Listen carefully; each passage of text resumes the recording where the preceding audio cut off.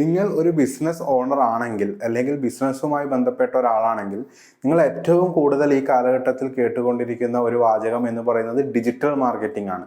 അതെ, ഡിജിറ്റൽ മാർക്കറ്റിങ്ങിലൂടെ നിങ്ങൾക്ക് ബിസിനസ് വളർത്താം, ഇരട്ടിയാക്കാം, ഫ്രീ ആയിട്ട് ഡിജിറ്റൽ മാർക്കറ്റിംഗ് പഠിക്കാം. ഇങ്ങനെ ഒരുപാട് കാര്യങ്ങൾ നിങ്ങൾ കേട്ടിട്ടുണ്ടാകും. അതുകൂടാതെ ഒരുപാട് ഏജൻസികൾ നിങ്ങൾക്ക് ഡിജിറ്റൽ മാർക്കറ്റിംഗ് ചെയ്തു തരാം എന്ന് പറഞ്ഞുകൊണ്ട് നിങ്ങളെ വിളിക്കുന്നുണ്ടാകും. അതെ, ഡിജിറ്റൽ മാർക്കറ്റിംഗ് എന്നത് ഈ ഒരു കാലഘട്ടത്തിൽ ഒരു ബിസിനസ്സിനും ഒഴിച്ചുകൂടാൻ പറ്റാത്തതാണ്. എന്നാൽ നിങ്ങളുടെ ബിസിനസ്സിന് ഡിജിറ്റൽ മാർക്കറ്റിംഗ് എന്തൊക്കെ ആവശ്യമായിട്ടുണ്ട്? സോഷ്യൽ മീഡിയയും വെബ്സൈറ്റും ഗൂഗിൾ ആഡ്സ്, ഗൂഗിൾ മാപ്പ്, അങ്ങനെ എല്ലാം നിങ്ങളുടെ വെബ്സൈറ്റിന് ആവശ്യമായിട്ടുണ്ടോ? എല്ലാത്തിലും നിങ്ങൾ പണം ചെലവാക്കേണ്ടതായിട്ടുണ്ടോ? ഈ കാര്യങ്ങൾ നിങ്ങൾ എപ്പോഴെങ്കിലും ആലോചിച്ചിട്ടുണ്ടോ? അല്ലെങ്കിൽ മറ്റൊരാൾ ചെയ്യുന്നത് കൊണ്ട് ഞാനും ചെയ്യാം, SEO ചെയ്യുന്നുണ്ട് ഞാൻ എന്ന് സോഷ്യൽ മീഡിയയും കൂടി ഞാൻ ചെയ്താലോ? ഇങ്ങനെ ഒരു കൺഫ്യൂഷൻ നിങ്ങൾക്ക് ഉണ്ടായിട്ടുണ്ടോ? എങ്കിൽ ഈ ഒരു വീഡിയോ ഞാൻ നിങ്ങൾക്ക് വേണ്ടിയിട്ടാണ് ചെയ്യുന്നത്. This is Sreejith Prabhakaran. Welcome to my new video.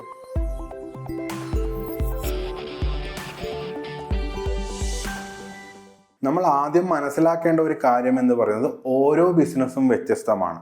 അപ്പോൾ അതിനനുസരിച്ച് അവരുടെ മാർക്കറ്റിംഗ് രീതികളും വ്യത്യസ്തമായിരിക്കും. നമ്മുടെ അവിടെ അറിയാവുന്ന ഒരു ബിസിനസ് ഓണർ ഇന്ന രീതിയിൽ ഡിജിറ്റൽ മാർക്കറ്റിംഗ് അല്ലെങ്കിൽ ഇന്ന ചാനൽ ഉപയോഗിച്ച് ഡിജിറ്റൽ മാർക്കറ്റിംഗ് ചെയ്യുന്നുണ്ടെന്ന് കരുതി ഞാനും അതുതന്നെ ചെയ്താൽ എനിക്ക് റിസൾട്ട് ഉണ്ടാവും എന്ന് തോന്നുകയാണെങ്കിൽ അത് തികച്ചും തെറ്റാണ്. ഓരോ ബിസിനസ്സിനും ആവശ്യമായിട്ടുള്ള ബിസിനസ് മാർക്കറ്റിംഗ് മേഖല ഏതാണെന്ന് നിങ്ങൾ തന്നെ തിരഞ്ഞെടുക്കേണ്ടതാണ്. അതുപോലെ ചില ബിസിനസ്സുകൾക്ക് എല്ലാ രീതിയിലുള്ള ഡിജിറ്റൽ മാർക്കറ്റിംഗും ആവശ്യമില്ല. ഉദാഹരണത്തിന് പറയുകയാണെങ്കിൽ, നിങ്ങൾ ഒരു ഫോട്ടോഗ്രാഫി സ്റ്റുഡിയോ ആണ്. എന്നാൽ നിങ്ങൾ അവിടെ വരുന്നവർക്ക് പാസ്പോർട്ട് സൈസ് ഫോട്ടോഗ്രാഫ്, അതല്ലെങ്കിൽ അവിടെയുള്ള ബാക്ക്ഗ്രൗണ്ട് വെച്ചിട്ടുള്ള ഫാമിലി ഫോട്ടോസും കാര്യങ്ങളും മാത്രം എടുത്തു കൊടുക്കുന്ന ഒരു ഡിജിറ്റൽ സ്റ്റുഡിയോ ആണ് നിങ്ങളെന്ന് കരുതുക. എങ്കിൽ നിങ്ങൾക്കൊരു ഗൂഗിൾ മാപ്പ് ലിസ്റ്റിംഗ് മാത്രം മതിയാകും. അതെ, നിങ്ങളുടെ ഏരിയയിലുള്ള ആൾക്കാർ ഒരു ഡിജിറ്റൽ സ്റ്റുഡിയോ സെർച്ച് ചെയ്യുമ്പോൾ ഗൂഗിളിൽ നിങ്ങളുടെ ഒരു സ്ഥാപനം ഇന്ന സ്ഥലത്തുണ്ട് എന്നും ഒരു കോൺടാക്ട് നമ്പറും നിങ്ങൾക്ക് അവിടെ കാണിക്കാൻ പറ്റണം. അപ്പോൾ നിങ്ങൾക്ക് ഫേസ്ബുക്ക് ആഡ്സും ഗൂഗിൾ ആഡ്സും ഒന്നും ചെയ്യേണ്ട ഒരു ആവശ്യം വരുന്നില്ല. അപ്പോൾ അങ്ങനെ ആണ് നമ്മൾ നമ്മുടെ സ്ഥാപനത്തിന് എന്ത് മാർക്കറ്റിംഗ് അല്ലെങ്കിൽ ഏതൊക്കെ രീതിയിൽ ഡിജിറ്റൽ മാർക്കറ്റിംഗ് തിരഞ്ഞെടുക്കാം എന്ന് തീരുമാനിക്കുന്നത്. ഉദാഹരണത്തിന് ഈ ഒരു ഡിജിറ്റൽ സ്റ്റുഡിയോ തന്നെ വെച്ചിട്ട് നോക്കുകയാണെങ്കിൽ നിങ്ങൾ വെഡ്ഡിംഗ് ഫോട്ടോഗ്രാഫി കൂടി ചെയ്യുന്നുണ്ട്. അതെ, നിങ്ങൾ നിങ്ങളുടെ ഏരിയയിലുള്ള വെഡ്ഡിംഗ് ഫോട്ടോഗ്രാഫീസ് കൂടി ചെയ്യുന്നുണ്ട്. എന്നാൽ അതേപോലെ മറ്റു വെഡ്ഡിംഗ് ഫോട്ടോഗ്രാഫേഴ്സും ആ ഏരിയയിലുണ്ട്. എങ്കിൽ നിങ്ങൾക്ക് നിർബന്ധമായിട്ടും വേണ്ടുന്ന ഒരു കാര്യമാണ് വെബ്സൈറ്റ്. അതെ, നിങ്ങൾ മുൻപ് എടുത്തിട്ടുള്ള വെഡ്ഡിംഗ് ഫോട്ടോഗ്രാഫി കളക്ഷൻസുകൾ, ഹൈലൈറ്റുകൾ, വീഡിയോ ടീസറുകൾ ഇതൊക്കെ ഉൾപ്പെടുത്തിയിട്ട് കസ്റ്റമേഴ്സിൻ്റെ ടെസ്റ്റിമോണിയൽസും കൂടി ഉൾപ്പെടുത്തിക്കൊണ്ടിട്ടുള്ള ഒരു നല്ലൊരു വെബ്സൈറ്റ് നിങ്ങൾക്ക് നിർബന്ധമായിട്ടും വേണ്ടുന്നതാണ്. അതേപോലെ ആ വെബ്സൈറ്റ് അല്ലെങ്കിൽ എൻ്റെ വീടിൻ്റെ അടുത്തുള്ള വെഡ്ഡിംഗ് സ്റ്റുഡിയോസിനെ ഞാൻ സെർച്ച് ചെയ്യുമ്പോൾ ആ വെബ്സൈറ്റ് കയറി ഫസ്റ്റിലെത്താൻ ഗൂഗിളിൽ ആദ്യം തന്നെ വരാൻ വേണ്ടിയിട്ട് അതിന് SEO നിങ്ങൾ നിർബന്ധമായിട്ടും ചെയ്യേണ്ടതാണ്. ഇപ്പോൾ ഒറ്റയടിക്ക് നിങ്ങൾക്ക് വ്യത്യാസം മനസ്സിലായില്ലേ? ഒരു നോർമൽ ഡിജിറ്റൽ സ്റ്റുഡിയോയിൽ നിന്ന് ഒരു വെഡ്ഡിംഗ് പാക്കേജ് ചെയ്യുന്ന സ്റ്റുഡിയോയിലേക്ക് വന്നപ്പോൾ അവരുടെ മാർക്കറ്റിങ്ങിൻ്റെ രീതികൾ മാറി. എന്നാൽ നിങ്ങൾക്കൊരു മാർജിൻ ഫ്രീ ഷോപ്പ് അല്ലെങ്കിൽ ഒരു സൂപ്പർ മാർക്കറ്റാണ് എന്ന് കരുതുക. നിങ്ങളുടെ ഏരിയയിലുള്ളവർക്ക് മാത്രമാണ് ഡെലിവറി ചെയ്യുന്നത്, അല്ലെങ്കിൽ നിങ്ങൾക്ക് ഡെലിവറി സിസ്റ്റം ഇല്ല, നിങ്ങൾക്ക് ഷോപ്പ് മാത്രമാണുള്ളത്, ആൾക്കാർ കടയിൽ വന്ന് വാങ്ങിക്കുന്നതാണ് നിങ്ങളുടെ പതിവ്. അങ്ങനെയെങ്കിൽ ഈ പറഞ്ഞതുപോലെ നിങ്ങൾക്കൊരു ഗൂഗിൾ ബിസിനസ് ലിസ്റ്റിംഗ് അല്ലെങ്കിൽ ഗൂഗിൾ മാപ്പിൽ ഒരു ലിസ്റ്റിംഗ് മാത്രം മതിയാവും. ആരെങ്കിലും സെർച്ച് ചെയ്യുമ്പോൾ കട എവിടെയാണെന്ന് അറിഞ്ഞാൽ മതിയല്ലോ. അതുപോലെ എത്ര മണി മുതൽ എത്ര മണി വരെ കട ഓപ്പൺ ആയിരിക്കും, ഇത്രയും കാര്യങ്ങൾ നിങ്ങൾക്ക് ഗൂഗിൾ മാപ്പിൽ തന്നെ ലിസ്റ്റ് ചെയ്യാവുന്നതാണ്.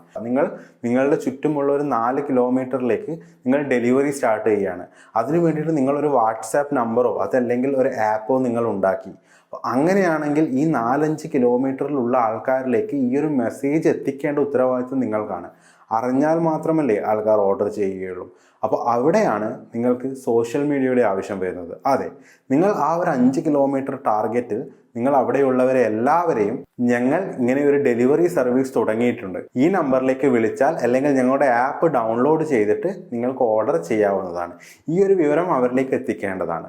നോർമൽ ഒരു ഗൂഗിൾ മാപ്പ് മാത്രം ഉപയോഗിച്ചിട്ടുള്ള ഒരു മാർജിൻ ഫ്രീയിൽ നിന്നും അവരുടെ ബിസിനസ് മോഡൽ മാറിയപ്പോൾ ഒരു ആപ്പ് വരേണ്ടി വന്നു. അതുപോലെ തന്നെ സോഷ്യൽ മീഡിയ റിക്വയർമെൻറ്റും വന്നു. വ്യത്യാസം മനസ്സിലായില്ലേ? ഇങ്ങനെയാണ് നിങ്ങളുടെ കസ്റ്റമറിലേക്ക് എങ്ങനെയാണ് എപ്പോഴാണ് എത്തിച്ചേരേണ്ടത്, ഏത് മീഡിയം യൂസ് ചെയ്തിട്ടാണ് എത്തിച്ചേരേണ്ടത്, ഈ കാര്യങ്ങൾ നിങ്ങൾ തന്നെയാണ് തീരുമാനിക്കേണ്ടത്. നിങ്ങളുടെ കസ്റ്റമർ ഏത് മീഡിയയിലാണ്, യൂട്യൂബിലാണോ അതോ ഫേസ്ബുക്കിലാണോ അതോ അവർ ഇൻസ്റ്റാഗ്രാമിലാണോ, ഏതിലാണ് കൂടുതൽ സമയം ചെലവാക്കുന്നത് എന്ന് നിങ്ങൾ മനസ്സിലാക്കിയെടുത്തിട്ട് ആ മീഡിയത്തിന് കൂടുതൽ പ്രാധാന്യം നൽകുക.